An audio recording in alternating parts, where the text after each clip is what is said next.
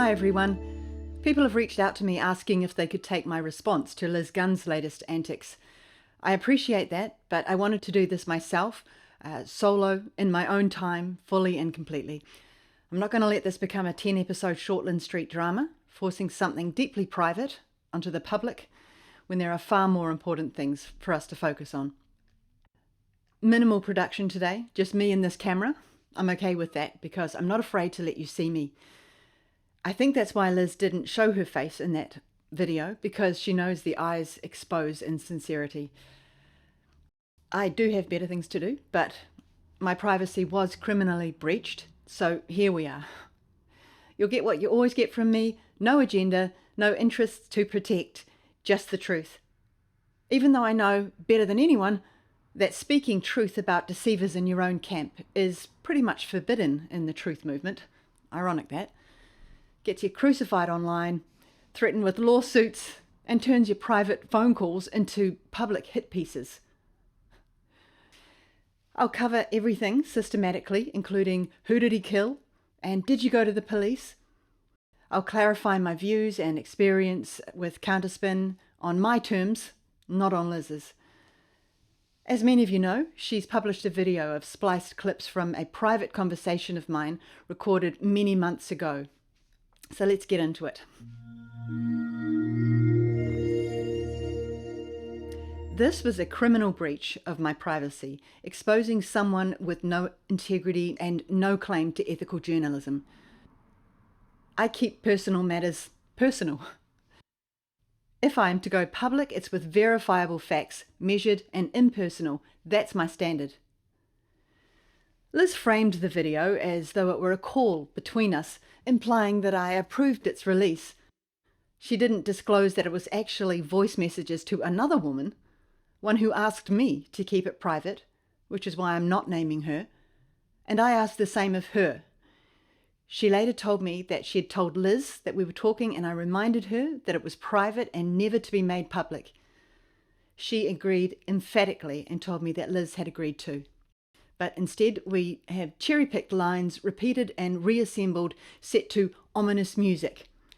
And then I was blocked from every platform except one, and on that platform blocked specifically from that video, so I couldn't respond. No conversation, no right of reply, just a massive privacy violation, broken law, and one door left open: YouTube. Liz, you claim this breach was an exception, done partly to keep me safe. Let's test that. I wrote to all three of you, Liz, the other party on the call, and Jonathan Clark, your editor, explicitly stating, do not publish this call. It may endanger me and my children. Jonathan's response amounted to, we'll do whatever we like.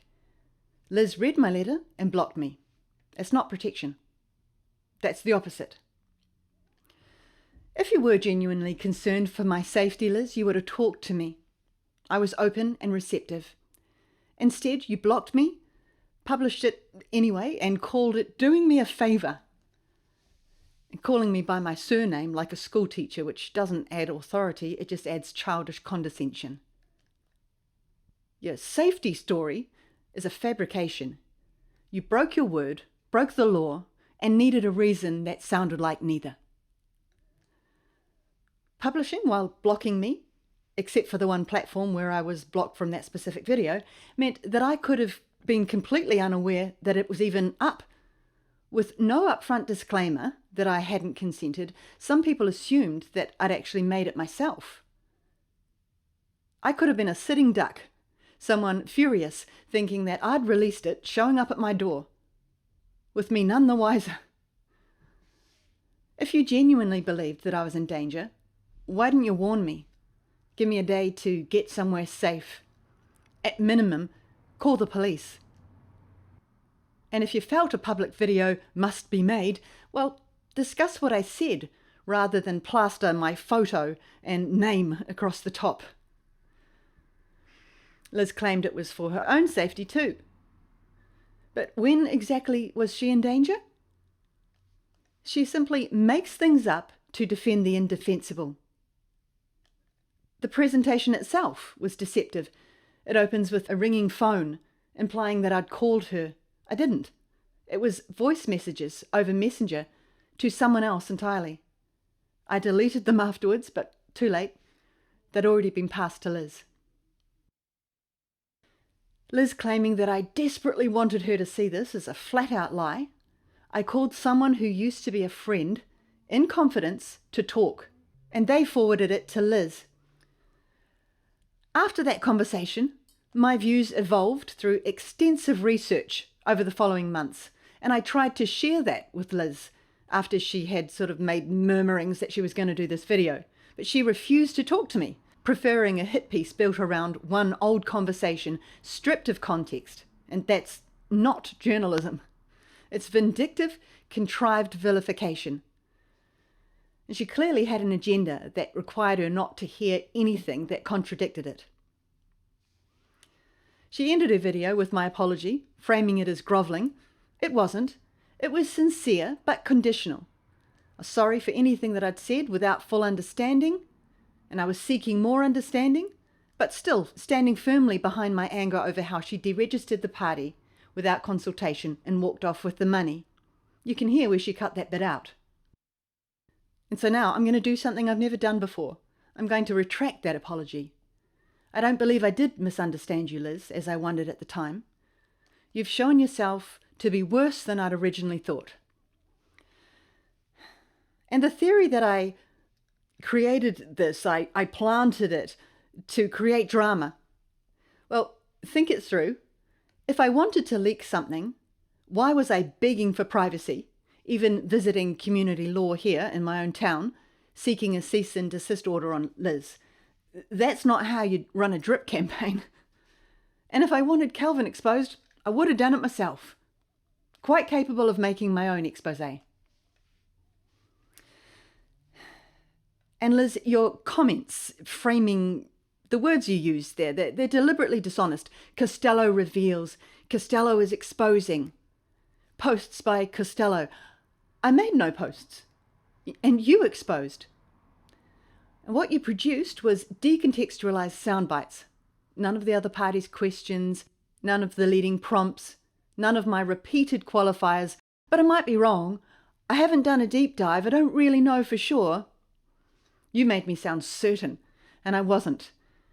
Especially around the "he killed someone" comment. You stripped everything that softened that. You opened with my voice and buried the non-consent disclosure deep enough that many people missed it, and actually called me thinking that I'd made the video myself. In the comments, you're even calling me a whistleblower. Someone saying, "Keep this quiet," sending you formal letters affirming that is the opposite of a whistleblower. That's just you retrofitting virtue onto a violation. In the comments, you also say, "I'm a journalist through and through." I've never seen journalism this reckless, narcissistic, and cruel. And then there's this comment, written while you knew I was frightened for my children's safety, while I was begging you to stop. It is fun at long last to be absolutely direct and open with all of the horrors I've gone through in the years since we pulled off the New Zealand loyal achievements. Not only I, but my closest and dearest within that inner circle of New Zealand loyal have remained staunchly silent, watching on with horror at the antics of these three basic hoodlums. Now I feel free to have some fun while I expose the truth and protect Costello around her huge and massive fear of Alp by exposing him fully to the public gaze so that he will not dare to hurt this poor helpless woman or to hurt me. It feels good to be doing good and also having some fun with it. The bits where you call me a poor helpless woman is clearly mocking, and you called it fun. That tells us everything we need to know.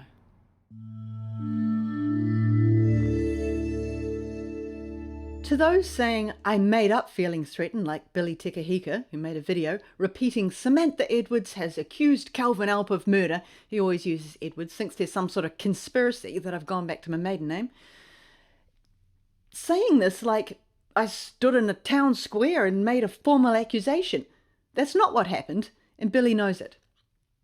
An accusation is a public or official deliberate assertion of guilt. What's on that recording is a private conversation where I was processing something. None of it was made up. Someone did die. Calvin's sons are before the courts over an earlier assault on a man who died shortly after.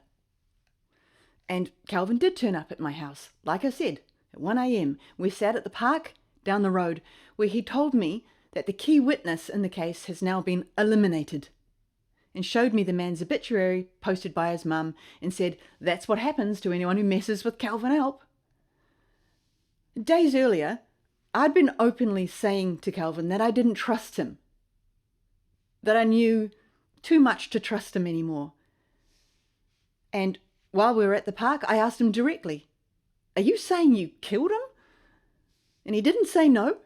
He just kept repeating that anyone who comes against him gets eliminated. I took that as possibly a warning. And I have children who have no one but me, so I was worried. A bit. But I wasn't sure. This is before the courts, and it's up to them to determine, not internet commenters demanding that I litigate a leaked call online. And to the "that sounds like pillow talk" commenter, fully clothed, no pillows involved. Sorry to disappoint. Billy, your default whenever a woman calls you out is the "she's emotionally unwell" routine. Predictable, misogynistic, and very transparent. Strong women get one of two labels. They're a slut or a basket case. I've had both. Liz once rang me in tears over the same treatment, and I encouraged her, which makes what she's doing now hard to believe. And she used to call me for counsel. No, Billy. I called you about women who used to reach out to me in tears after you'd used and abused them, and about money you'd taken, and freedom phones loaded with spyware, and nano sprays from companies with prohibition orders in their home country that you were telling people to spray under their tongues, and many other scams. All while I did 6 interviews for your documentary, travelled, edited, and received nothing from your fundraisers across your 9,638 documentary trailers. You're trying to discredit me to exonerate yourself from my previous claims about your Olympic-level grifting, your adultery and womanizing. But I stand behind every word I've said, Billy. And despite your barking of, why didn't you go to the police? Neither of you know if I did, because neither of you asked. Liz, you sat on this for 9 months or so and never once asked me privately. But since strangers are now screaming at me online, did you go to the police? Yes, I did. Didn't think much would come of it, but I made a report just in case, and I was down there for another matter anyway. Why didn't you simply ask, instead of broadcasting Costello was withholding evidence and trying to torch my reputation over something that I handled with care out of consideration for those it might affect? After a few days of worrying, and yes, after my spectacularly unwise decision to ring that woman, I put my big girl pants on and just called Calvin directly and asked him, were you threatening me? And he said, no, he'd never hurt me no matter what. He said he was talking about karma, about the universe eliminating those who opposed him. And he seemed horrified that I'd read it that way. And I tried to update the woman on the other end of that call about that, but she'd clearly been instructed at that point not to speak to me.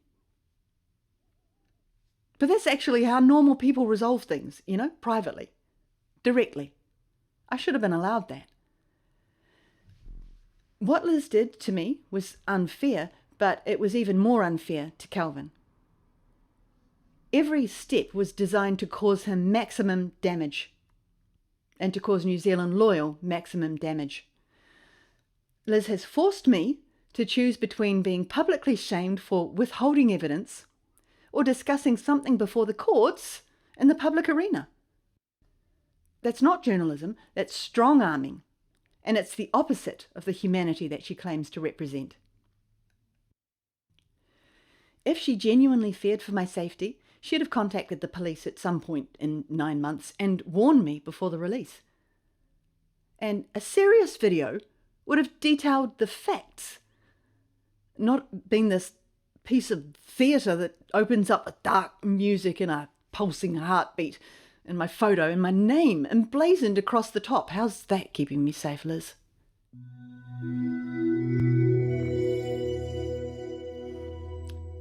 In regards to my comment, he should get 2 life sentences, that was my personal view of mercenary work, being paid to kill people who turned out to be a resistance group, the good guys. 2 surprise attacks, no survivors. Not a secret, Calvin's discussed it in his Ian Wishart Day of the Jackal article.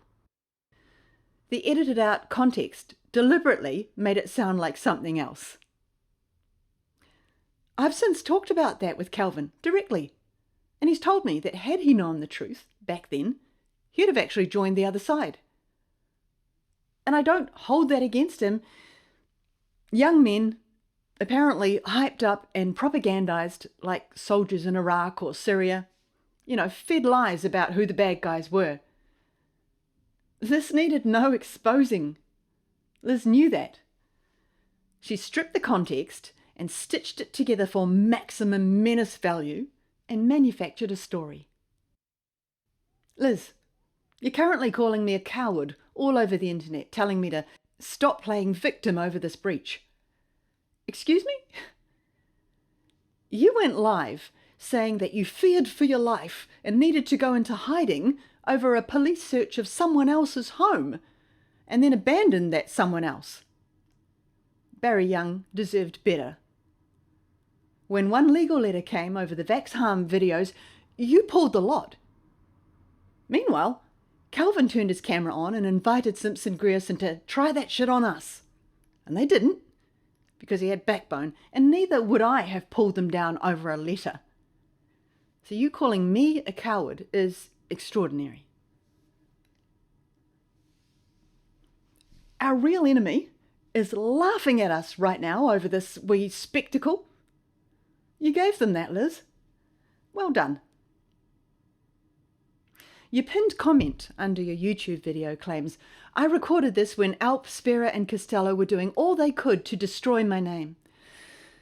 No, your video was recorded no more than 9 months ago, and we weren't even talking about you. We were focused on other things like World War and paedophile presidents and genocides. Not you. That's an open lie.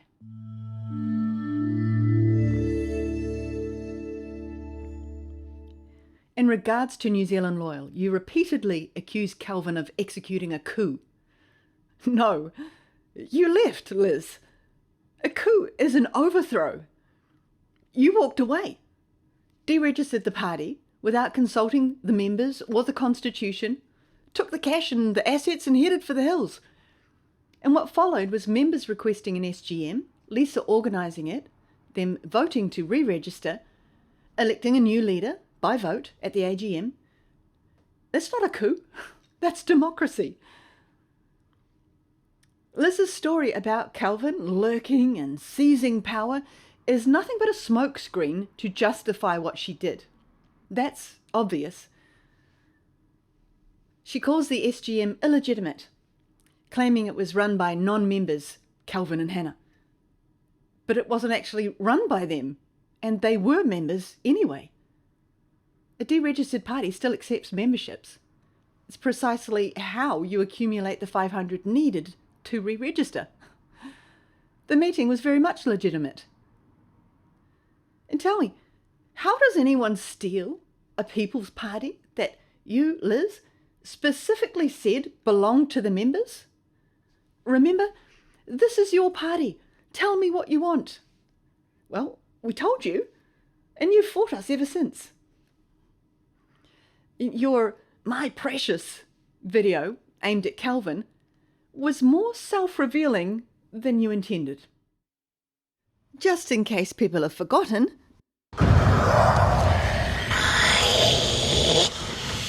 Wow.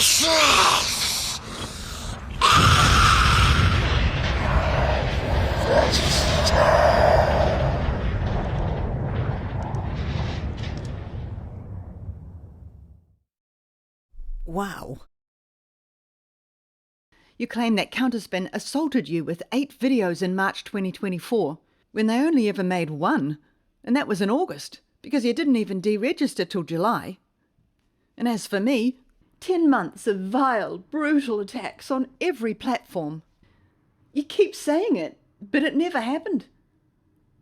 Before I'd said a single word, Liz had already made multiple videos calling me a dog panting at Alp's feet, that redhead, incapable of independent thought, Counterspin's servant and simp. One reason that Hannah and I fell out actually was because I wouldn't be pushed around. I worked myself to exhaustion for her, and I got tired of her rude demands. So I'm nobody's simp. My first response to Liz was actually one live video on the side of the road, basically saying, "What the hell, Liz?" after the dog panting at Calvin's feet one. And she followed that with a video featuring my photo and a big banner across it saying, "Sammy the Sleaze." No facts, just, "I've heard things, but I'm too dignified to speak of such sordid things." The classic seed of gossip play innocent move. And for the record, 10 months then became a year just last week, and now she's saying it was 2.5 years. Given I didn't speak until August 2024, 2.5 years puts us at February 2027. So I'd have had to time travel. Pretty sure I didn't.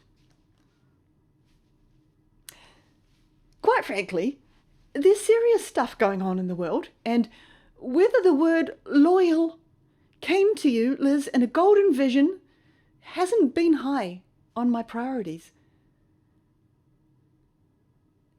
Liz describes my campaign of terror against her as every single day. Vile vixen, viciously cruel, peppered with lots of other fancy words that no one uses to try and elevate herself above the rest of us. But what I actually did do was show up with receipts for unaccounted money, and that's what made her furious at me. How dare anyone hold Queen Elizabeth to account? But to account, I shall hold you. The December 2023 financial return declared just under 600,000, 40,000 cash profit, 11,000 assets. A further roughly 400,000 is believed to have come in after that return. Multiple people, including myself, watched cash-stuffed envelopes disappear into your handbag. No receipts, no accounting of this money to the new board. At least 3 bank accounts were used. All need editing. Unaccounted funds must be returned. That's the law, and it's basic ethics. When she deregistered, she kept the money and the assets.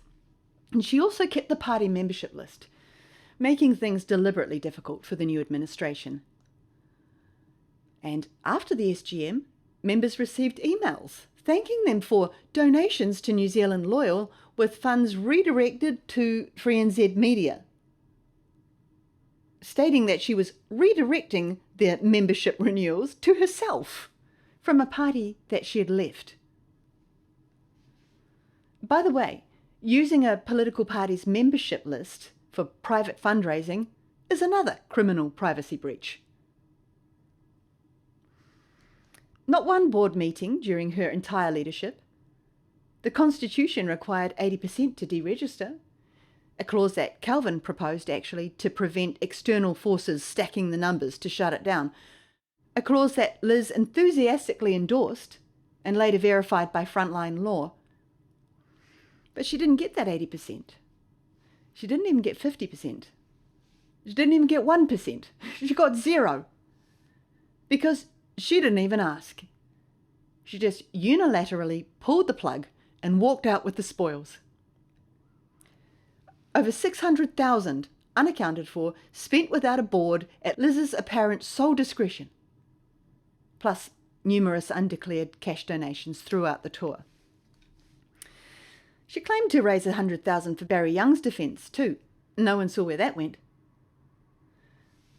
And those around her, leading up to the election, noticed money flowing freely towards people and things with no connection to the party, and described her as spending like a drunken sailor. She's also attempting to trademark the Loyal name, a name that others say she didn't conceive. Takes roughly 3 months to trademark, usually, but this case has been pending for 2 years now. So even the Intellectual Property Office seems to be looking sideways at this one. Liz, you haven't been attacked, bullied or brutalised. You're not the victim. That's a straightened version of reality. And people who don't worship you and agree with every word you say aren't demons from the pit of hell. A couple of days ago, you called someone who respectfully questioned you a dweller of a fetid swamp. It's very creative. I'll give you that. It's quite a gift, actually. Under your own videos, you say you're too busy saving the world from globalism for these loathsome commenters, and too dignified for these vile cretins and their odious drama. Drama entirely of your own making. I offered you a live conversation after the hit piece. You pulled a tamaki, a Billy TK, preferring to throw stones from a safe distance and then hide when asked for a civil discussion. Suddenly too dignified, too wounded from the despicable attacks. Honestly, I think I'm going to call you Lizrael. Yeah, that's a good name, Lizrael. Suits you. I'm surprised you're saying it was only 2.5 years that I persecuted for and not 6 million. You know, you've marketed yourself as the patron saint of anti-bullying, while criminally violating my privacy and then demanding that I publicly discuss something before the courts or be called a coward and a fraud. Couldn't that be called bullying, Liz? Come on, brave and fearless journalist that you claim to be. Liz, I've never claimed to be a brave and fearless journalist. I don't feel the need to puff myself up like that. You've called me that, though, many times. Gushed that I'm a heroically brave warrior woman, your words. And now I'm a hollow, cowardly, despicable woman. Right. I exposed Tamaki, death threats and all, gang connections and all. I'm no coward. I told Calvin about those destiny threats, actually, but weirdly, he didn't think to himself, you know what? I don't like destiny, so I think I'm going to twist Sam's words, slap up her worst photo and put it on blast while blocking her from responding. Yeah, that sounds like fun. Speaking of Tamaki, you've been telling everyone lately that you were horrified by my Tamaki hit piece. Funny, because right up until nearly our last conversation, you were urging me to promise you to never quit until that man was fully exposed, calling it wonderful work, calling me New Zealand's best and most fearless investigative journalist. Here's one of your comments, I'll read it. Your piece is absolutely wonderful, you gorgeously brave and honest warrior woman, spot on. Sometimes I think you're the only little angel speaking out in the whole universe of feral toxic Kiwis online. I will always love you and respect you for the way you stood up and spoke your truth. Would you like me to play that voice clip, Liz? Maybe with a pulsing heartbeat and some spooky music? Or maybe some circus music would be more appropriate. You know, only weak people switch camps out of spite.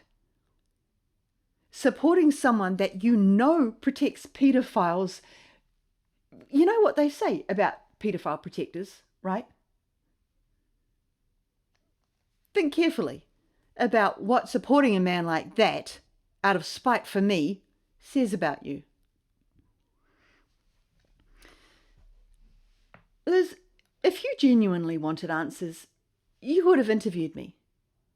Picked up the phone, like a real journalist. You didn't, and you won't, and we both know why.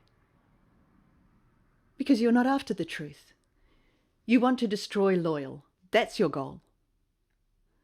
You violated my privacy, forced me to discuss court matters publicly, defamed me, and kept Heather Jeffries at your side while she threatened and abused anyone who questioned your deregistration.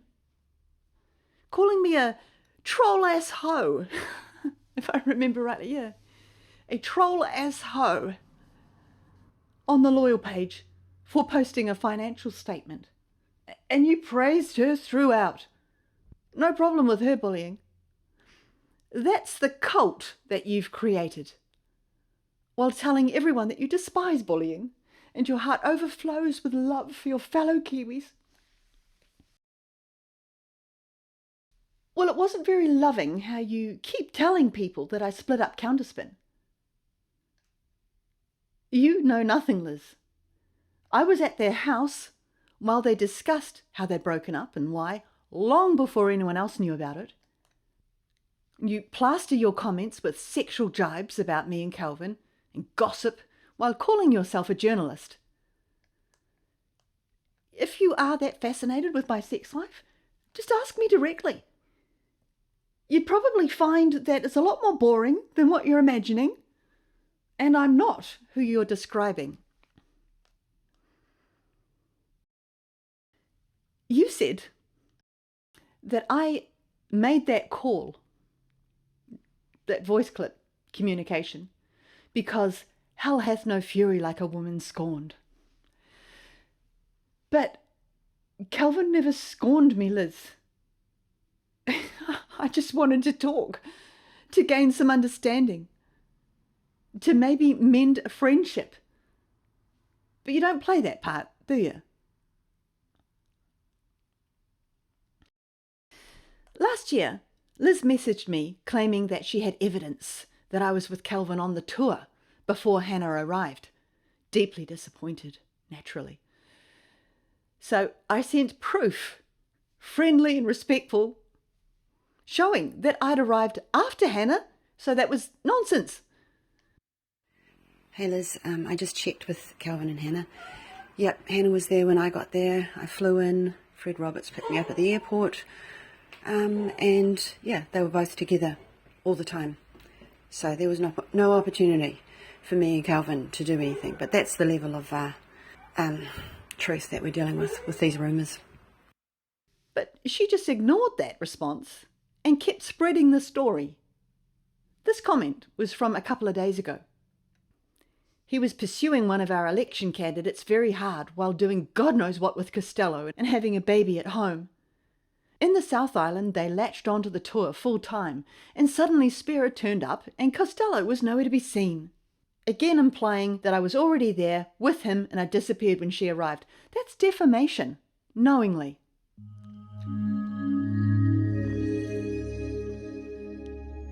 I know where Liz got her story about 2 witnesses seeing me with Calvin on the tour from, because I've heard it from him. Let me introduce you to Dave. Facebook aliases Dave DKNZ, Lanka Dave and Unwanted Truth. I have a restraining order against him. Someone I hadn't spoken to for many years, who contacted me after seeing me in a video in 2023, wanted to meet, and I said no, repeatedly, but he was very persistent until I had to block him. He escalated to showing up at my door with gifts, sending gifts through the mail, addressed as being from my kids, creepy stuff, telling me that God had told him that I was to be his wife. And when I politely explained that I'd actually been making my own marital decisions, but thanks anyway, he absolutely short-circuited and has spent 3 years spreading elaborate fabrications about me that Calvin and I broke into his house, truck or bus or whatever he lives in, even though we don't even know where he lives, that we had sex in his bed and that Calvin date raped me on the tour and that I rung him that night, afraid slurring my words, and I just don't remember the call because of the drugs.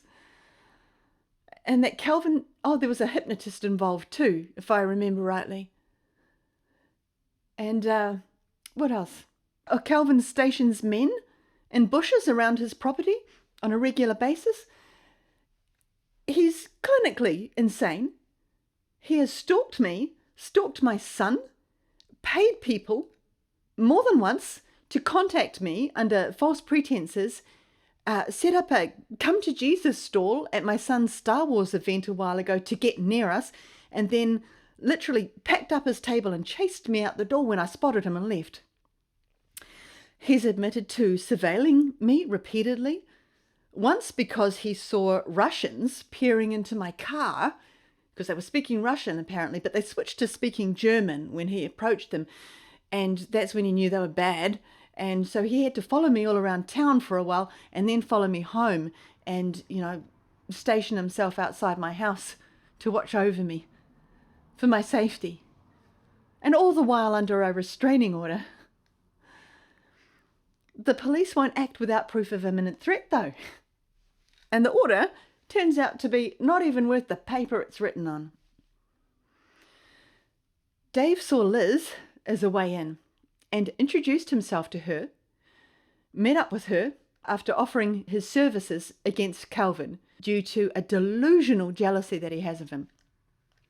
And together, they worked on this piece, or collaborated information anyway, shared information. And Hannah Spearer, who knew exactly who David was and about the restraining order, was also in communication with him. She's admitted that. Feeding information to Liz through Dave. It appears that Calvin was unaware, but it's a clear case of 3 people, 2 common enemies, and 1 agenda.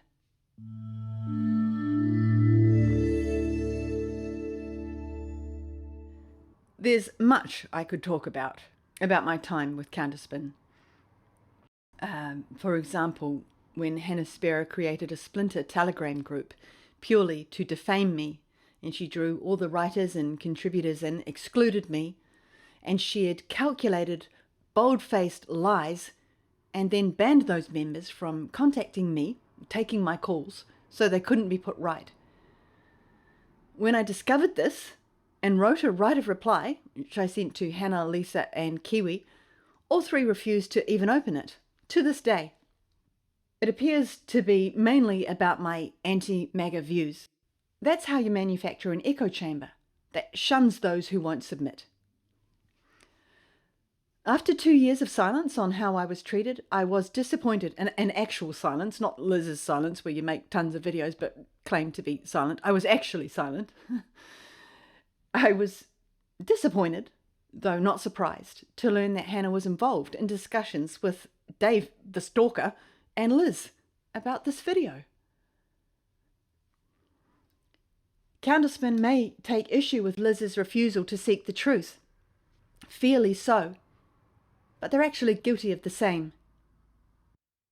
David messaged me a few days ago, actually, admitting that he had met with Liz to help bury me and Calvin, and had been talking with Hannah too. The message also references an ex from over 21 years ago, a man that I fled Australia to escape, a guy who had cut my phone lines, taken over my email, actually hacked my computer, taken over accounts, drained the oil from my car. The police witnessed all of this until my engine seized in the middle of the road one day, followed me everywhere. And when I went to the police about it, they informed me that he had actually broken the bones by punching the face of the girl before me. They had a patrol going outside my house, but they did say after a few weeks that the only way you're going to stop this guy is by leaving. And they actually coordinated with Women's Refuge here in New Zealand to help get me and my son to safety. But he later tried to connect as well after seeing a video of me in Australia when I was working for AFIPN. And I was polite, but I did say no, I wasn't interested. So he contacted my son, my adult son. And then David connected with this man and passed information to Liz about my son's private conversations with this ex, where he was trying to find out who was and wasn't in my bed. That all got passed to Liz through Dave. That's how deep and dirty this goes. Liz met with a man under a restraining order for criminal harassment of me, who barely knows me and isn't even legally permitted to speak about me online. The judge was very clear about that. To collaboratively dig up dirt, and then called it journalism and concern for people's safety. It's not the first integrity breach from Liz either. I remember when she sent me a 45-minute recorded private call with John O'Frew of Amoa, insisting that I listen and validate her, which I wasn't comfortable doing.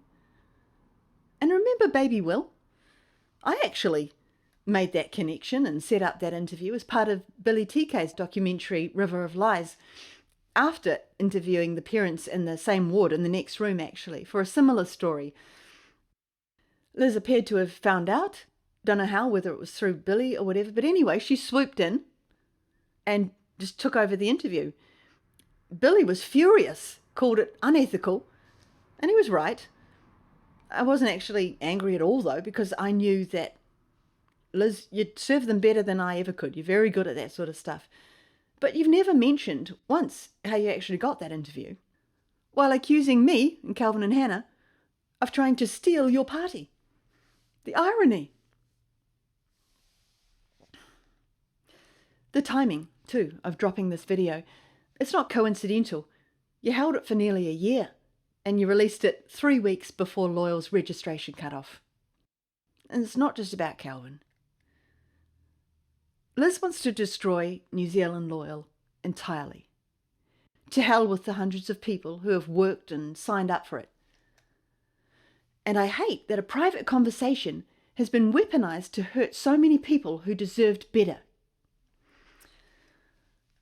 To everyone affected by Liz's video, I am deeply sorry.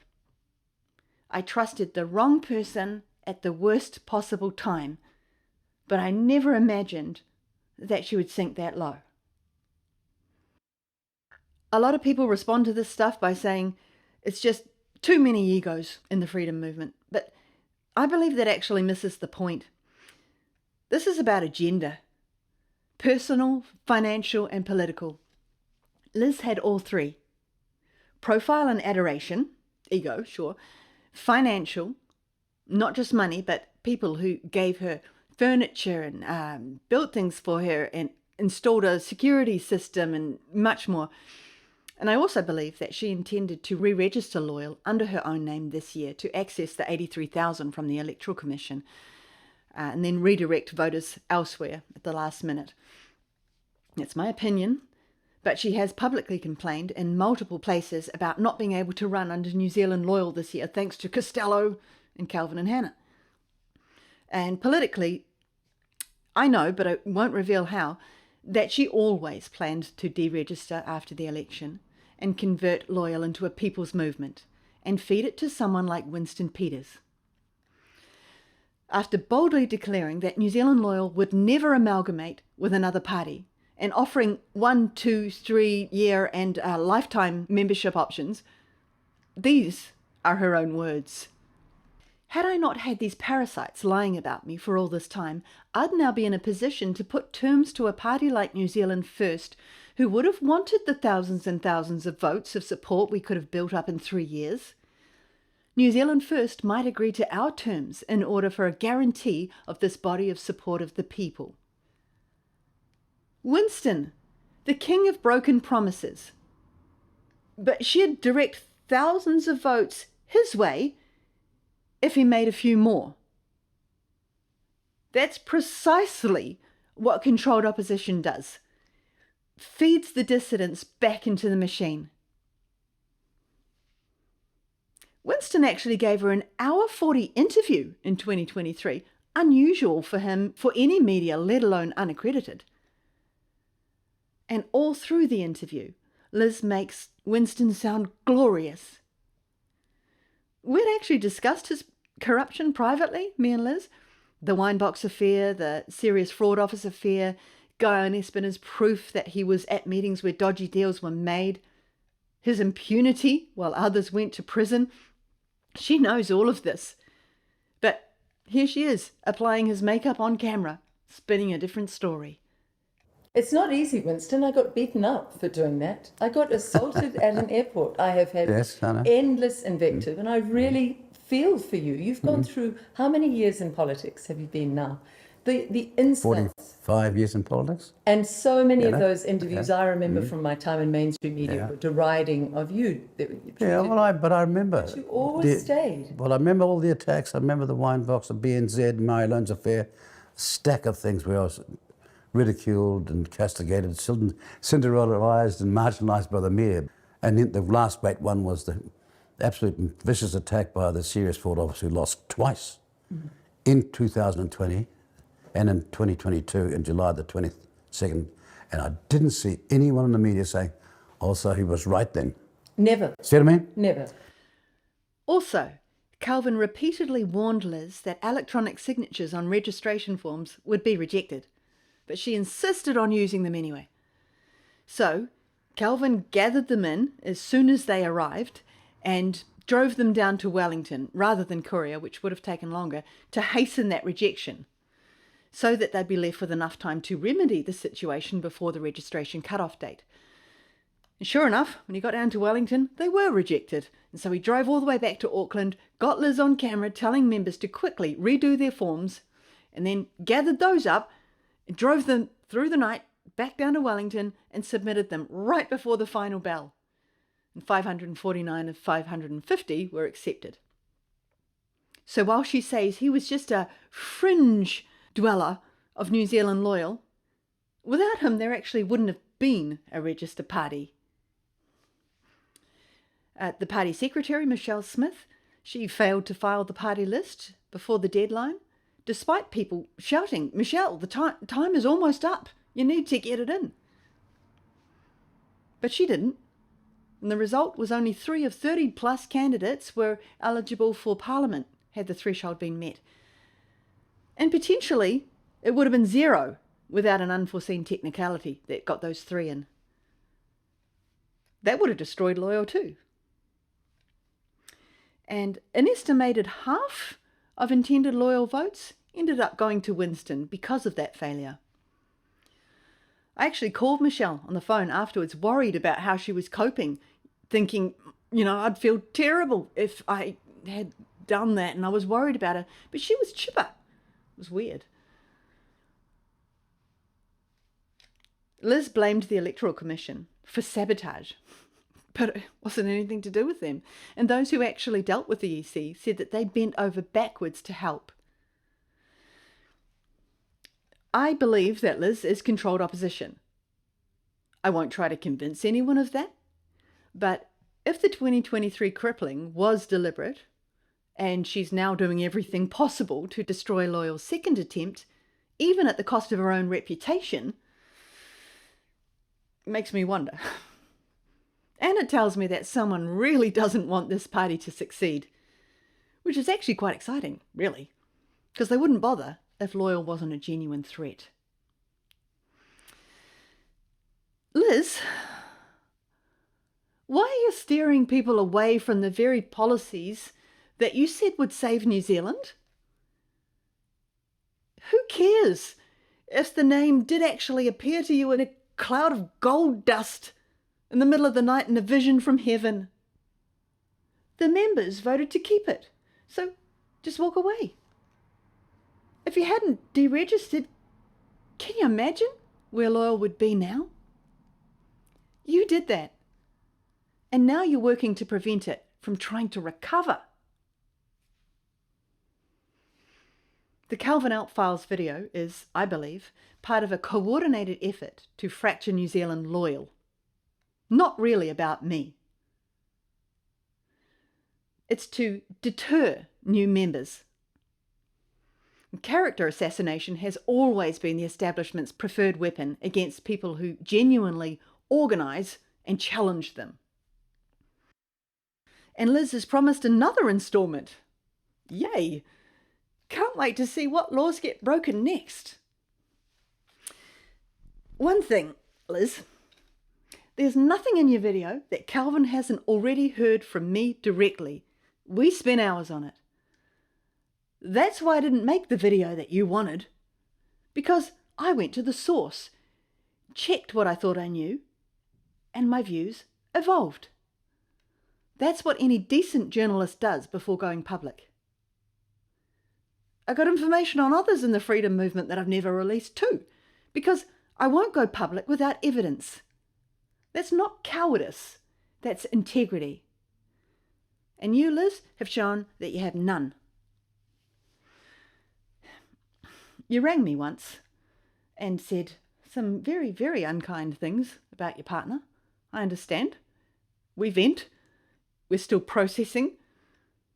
And that will stay private, just as my call should have. You've told me about your disdain for many people that you tilt your head and smile sweetly at on camera. I'd never publish that either. That's the difference between us.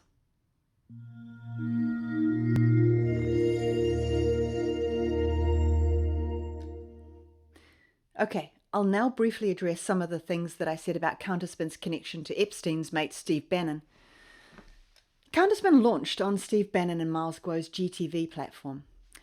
GTV used the new federal states of China as an AstroTurf cover, with Himalaya Farms scouting and equipping international media platforms, funneling recruits to InfoWars and the absolute fraud that is Alex Jones. A Himalaya Farms representative, Tex Hill, appeared on Counterspin's earliest episodes alongside alleged CIA brat Damien Dement in a studio provided by Tex, with Miles Guo's new federal states of China flag visible behind them. When I raised the Bannon-Tex connection, Counterspin flatly denied it and insulted me for suggesting it, saying there was no connection. But Tex worked for Himalaya Farms, the recruitment arm of GTV, co-founded by Bannon and Guo, the former with well-documented ties to Epstein. The Himalaya Exchange was GTV's financial arm, using Hcoin, cryptocurrency, to pay media influencers, untraceable, cross-border, scrutiny-proof. Guo was later convicted of massive fraud and money laundering through GTV, after which many international beneficiaries were debanked, records shared with other banks, making it near impossible for them to ever obtain a bank account again. Counterspin denies receiving Guo Bannon funding, and that may be true, but GTV payments have been proven to flow through vast networks of disguised entities via blockchain. They were still sharing Bannon's content recently, a man who's now fully exposed as Epstein's conduit into the White House, the architect of Cambridge Analytica's social media voter manipulation to gain votes for Trump, and on record declaring total devotion to Israel while providing that same social media model to Israel's Psy Group through a memorandum of understanding. The only reason that Bannon's not still in prison is because Trump pardoned him. Wouldn't pardon Assange, but Steve, clearly guilty, walked free. I wouldn't have worked with Counterspin, knowing what I know now, but I didn't know how corrupt Bannon was or what GTV represented, and the same fair consideration applies to them, to Counterspin. I thought Alex Jones was a bit nuts, but I was happy for my work to be platformed on InfoWars because I didn't know he was compromised until he revealed himself. I've told Calvin directly that continuing to be platformed on InfoWars is a compromise that I'd never make, particularly given Operation Pogo revelations, which squarely implicate Alex in using media for deliberate manipulation of the masses. Calvin's reasoning is reach, and that's his right. He has a point in what he's saying. And there's plenty more I could say about my time with Counterspin, and yes, I do have receipts, but much is just, a bit too ambiguous to speak about publicly. A journalistic ethic that Liz is forcing me to compromise just by being here today. I do know that Calvin is currently working with some Masons in Phoenix, Arizona. He's shared that with me. But there's nothing obviously nefarious about it. They could be old friends, which is exactly why I haven't said anything. I don't deal in speculation. The only thing that looks like deception around the Freemasonry subject is Hannah's recurring account of why Calvin entered, that it was a quick investigative journalism exercise, to have a look and see whether any of the rumours were true about shady goings-on. But then when he saw that there was nothing to see, he just moved on. But that's not the story Calvin told me, and it's not the truth. I do know that not all Freemasonry involves the dark arts and a goat. And I've never seen Calvin eating babies for breakfast, for what it's worth. So this? Come on, Liz. Sensationalism doesn't get any more desperate than that. And freeze-framing a video, like you did on your last one, to declare, "Oh, look at his mouth expression, see how evil he is?" And saying that a scratch on his face was from a fight, based on pure speculation, when it actually wasn't, that's tabloid. You have buried your credibility 6 feet down with this one, Liz. If you watch Counterspin, watch critically. They've never published an honest examination of Trump's actions because honesty wouldn't flatter him. And when his worst actions surface, they overtly run distraction pieces. Their recent pivot to local content only sounds plausible, but international geopolitics, covered honestly, exposes their bias and forces a reckoning with Trump's depravity and his servitude to Israel. And their iwi corruption content is real and relevant, but ask who benefits from that outrage. Empire ownership starts looking like the solution when you push that stuff, and that's the play. They've also never condemned the genocide or covered it. And to me, that's kind of unforgivable. I saw Hannah's backyard live sincerely begging Trump on behalf of all of us to make New Zealand America's 51st state, saying if Canada doesn't want to be, we do. No, we don't. And applauding the FBI's Wellington base as swamp cleaning when it's plainly imperial overreach into New Zealand intelligence. And their frequent calling of anyone who disagrees a lefty or a normie is not unbiased journalism. It looks more like an attempt to influence. I've had many deep conversations with Calvin about international geopolitics, and I know his true positions. But they don't really show up on Counterspin beyond a few comments, and that's bothered me, as he knows.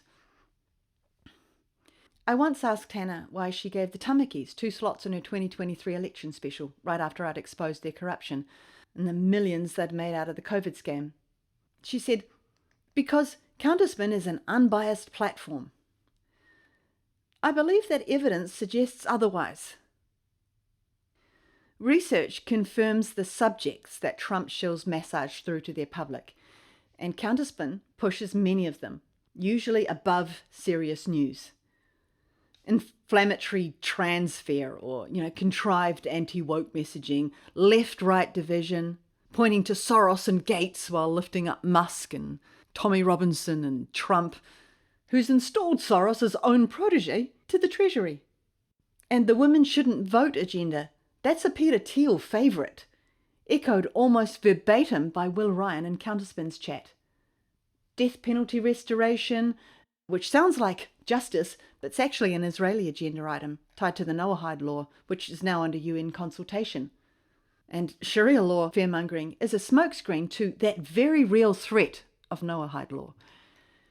Counterspin's shared Avi Yemeni and Destiny's True Patriots content, hosted Monica Smith while privately telling me that they know she's a Zionist shill. Race division stoked. It's just the Trump handbook, cover to cover. But I need to be clear, and please hear me on this. New Zealand Loyal doesn't share these characteristics, and even their immigration rhetoric has been well-based, non-insightful and solid. Calvin's heard all of these opinions from me, and we've remained on good terms, even so, though that may change after this video, but I have to be honest. I was pushed out of the original loyal chat run by Kiwi when I refused the pro-Trump line. I was booted after being called an anti-Zionist. Damn straight I am. All the way. I was pushed out of Counterspin the night I revealed posts by Hannah's close friend Will Ryan, the man who'd spent days pressuring me incessantly to endorse her Women Shouldn't Vote article after coming out just privately in the chat saying, look, I really disagree with that one, Hannah. I posted some of his, previous posts about lusting after an 11-year-old, finding it hilarious when he found out she was 11 instead of 13. Rating the hotness of 14-year-olds against their mothers, saying rape is fun, and how he was ready to go on a Muslim shooting spree. Hannah claimed that those posts were doctored. They were not. She knows that well, and I can prove it. All three, Hannah, Lisa, and Kiwi, blocked me everywhere after posting those. Counterspin's kept every video that I've ever made for them, blocking me access to them and blocking me from the conversations under my own work, removing comments where I was tagged where people were trying to talk to me about my Destiny coverage. I do believe that Counterspin is controlled opposition. I know it gets bandied about a lot, but that's because there's a lot of it about. I'm not going to lay the full case out here. This video isn't about that. And I won't be strong-armed into it by Liz. Especially not when I consider her controlled opposition too.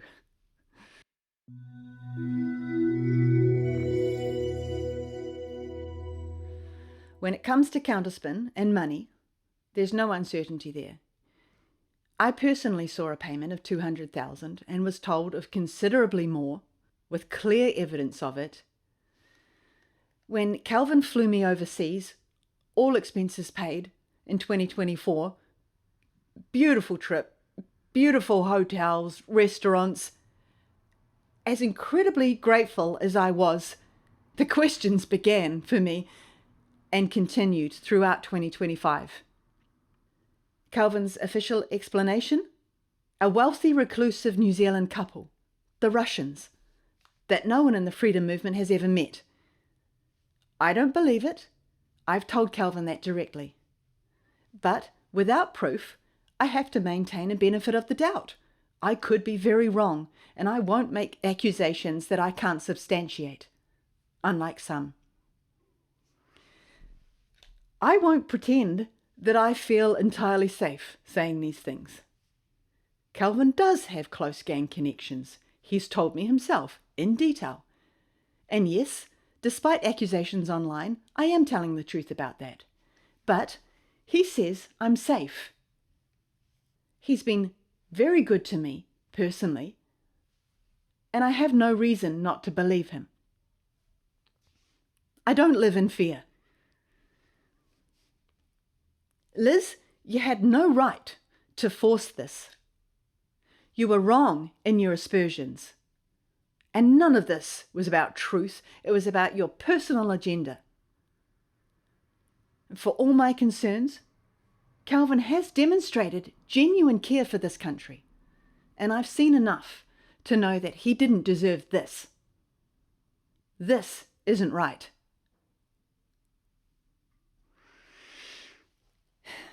In that call, I also mentioned Leonce Keeley, calling him a bad guy.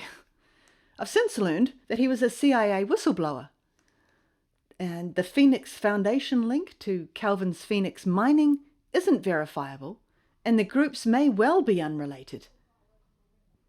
I'd seen a photo of Leonce with Calvin in the Solomons, captioned ex-CIA, but that's far from proof of anything sinister.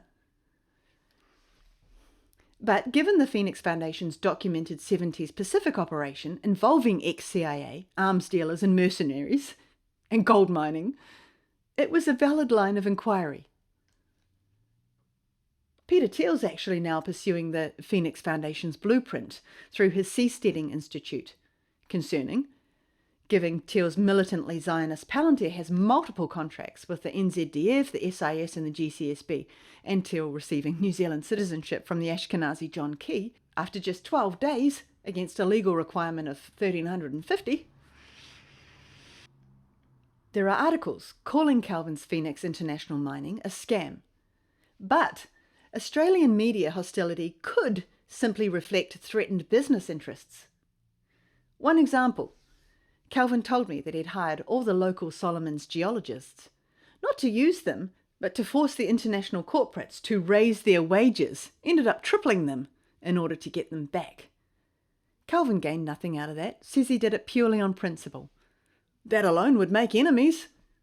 It could result in a few negative articles. You have to take that stuff into consideration. He also funded remote medical clinics, schools, farms, village water access. Will you mention any of that in your promised instalment, Liz? Of course you won't, because you don't even know. You won't speak to him, just like you never spoke to me.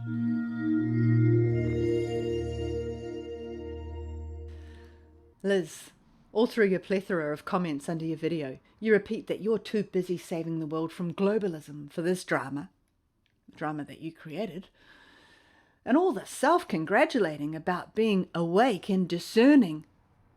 It's hard to take seriously when in 2026 you're still pointing at the WHO, the WEF, Gates and Soros as the ultimate power centre. That's not deep research. That's the tutorial level. You told people to mask up at the start of COVID. You idolised Trump well after his corruption was obvious, attached yourself to Michael Gray Griffiths, who's turned out to be a Zionist, and now you're platforming Andrew Bridgen on the daily in active partnership with Stephen Christopher Yaxley Lennon, aka Tommy Robinson, who has deep ties to Eric Prince and fanatical allegiance to Israel, the IDF, and Mossad. And yet there you are in your comments praising your own discernment. I don't mean to sound rude, but I've been offered interviews, invited to events, court appearances, whatever, many times. But my thing is more researching, making documentaries and videos, and I'm not too concerned with public opinion of me. As long as I know that I'm doing right, that's enough for me. One thing I will note though, 5 years, 30 plus videos, I've never once asked for donations, haven't given you my bank account, not a buy me a coffee link, because it's my choice to do this, so I own the cost. And when mobs turn on me for outing their heroes, I've never made a martyrdom video begging for support. Oh, the brutal, vile bullying. I'm laying myself on the line for you. I'm a hero. Support me. But use me as a weapon against someone else and I will speak up. This wasn't right. Confidentiality has to mean something. Luring private conversation under promises of strict confidence and then broadcasting them doesn't make society safer, Liz. It sets a dangerous precedent.